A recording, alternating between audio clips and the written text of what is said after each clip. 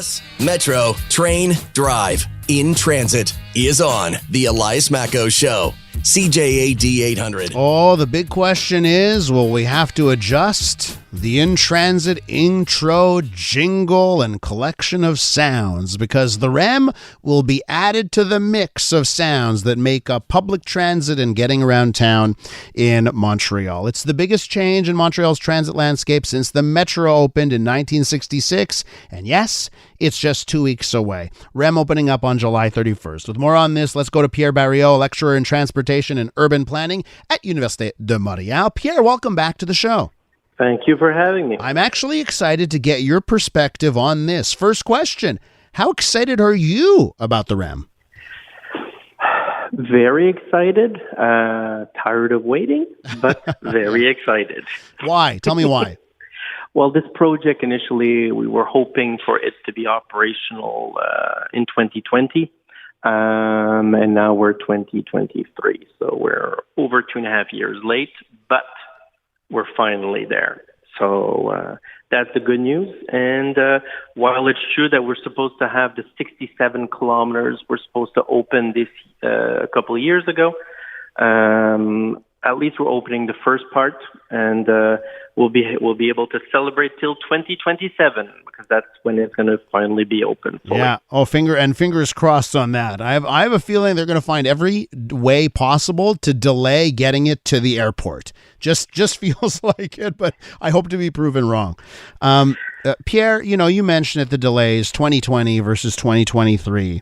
It's not lost on me that the world has changed quite a bit in 3 years. And we have a world where not everyone is going back into the office, and when they do, it's not for every day. Does that completely change the economics of the REM? Yes and no. We have to understand right now, people are coming less to downtown. So if the REM had been built as was initially planned, being 2 lines, one going from Brassard and ending at Central Station, and another line leaving from Lucien Lallier and going to the airport, then yes, it would have been catastrophic.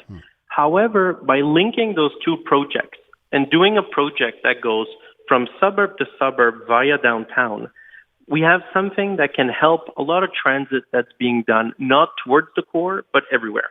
And that's where a lot of the market is right now, is basically we have a great market share of people going downtown. It's over 75% in mass transit. The problem we have is people who are traveling within the suburbs. Within the suburbs, it's as low as 5%, in some places even lower, that are using mass transit. So this type of a project is going to start to get people in the suburbs using transit when they're not coming downtown. And that's the biggest market of the 21st century. Now, do you have any concerns? What are your concerns about this project? What will you be looking at as it launches? Well, I'm going to be looking, first of all, for reliability. And that's the first thing. As soon as people start using it, how reliable is it going to be? How often are they going to have interruptions of service? Is it going to be clean and perfect, or is it going to be choppy at the beginning? That's number one. Number 2 is going to be ridership. Ridership is a bit of an unknown, and the ridership we'll only know in September. When people go back to school, that's when we're really going to see the change. That's the 2 things that we're looking. Then the third thing I'm going to be looking at is during the winter, the reliability during the winter. And that's going to be the main piece. So do you think they learned from other people's mistakes? We just have to go an hour and a half, 45 minutes away to Ottawa, and their light rail system it's been riddled with issues, reliability and weather and that kind of thing. Pierre, do you have any insight as to whether or not they learned from other cities' mistakes? Well, we have to understand that the rolling stock, i.e. the cars that are going to be running, are not the same as those in Ottawa. In Ottawa, they're streetcar vehicles with low floors, whereas in Montreal, they're really exterior subway cars. So it's not the same technology, it's not the same technological platform. So this technology is expected to be more reliable. Is it going to be reliable enough? That's what we hope to have a positive answer. We're with Pierre Barrieau, a lecturer in transportation and urban planning at UdeM. And yes, hopefully we'll have an answer sooner than later. And a Montreal winter will definitely stress test any system. Pierre, I want to ask you about the other parts of this equation, right? So you build this REM, it goes to the suburbs. And then a lot of people are saying, well, this will be great. You'll densify along the tracks. That will lead more housing, and there's going to be such a great mix. And then I see it's some parts of this proposed track. I go to the West Island, and there was a proposed project right near, I believe it's the Sunnybrook station, and It's been blocked, right? 26 people got together, forced a referendum, no housing. How, for the success of the REM, how important is it that densification along the route follows? The REM, we must stop as seeing it as only a transportation project. A project like the REM is also an urban planning tool. It's a way to reshape, remodel, reconfigure our suburbs. And right now, what we're hitting is the problem of people in the suburbs don't want to see this change. And right now, that's the battle that we're seeing right now. Now, the government has changed its regulations recently regarding la loi et l'aménagement sur l'urbanisme, the law. So it's going to make it more difficult for citizens to block projects. However, after a while, cities are going to have to change their regulations, change the zonage so that the project can't be blocked because it will become a full right.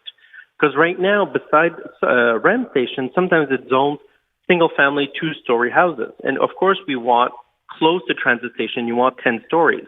But the problem is the developer has to ask for it to be changed to 10 stories.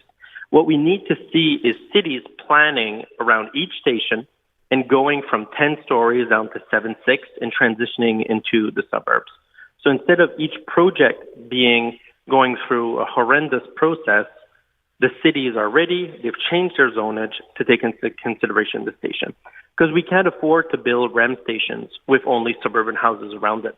The system is going to be empty, it's not going to be it's not going to have enough ridership. And that's what we have to do. We have to densify around the stations because, Montreal's population is going to more than double between now and the year 2100. And we're going to do that without building on almost any new land. It's only going to be densification.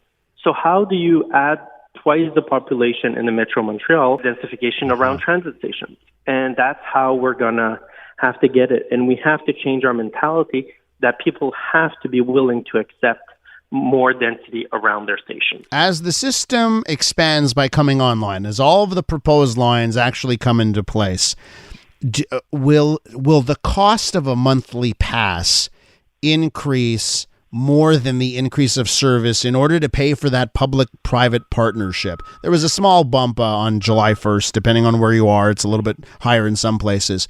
Is there a worry that to end up paying for this REM, public transit will get too expensive? Well, the rate for public transit the REM is the same cost as the rest of the system in that if you have a monthly pass for what they call Zone A, well, then you'll be able to travel from Nuns Island to downtown on the same fare as STM. If you're going from Brossard to downtown Montreal, it's going to be the same A-B fare as you're paying right now.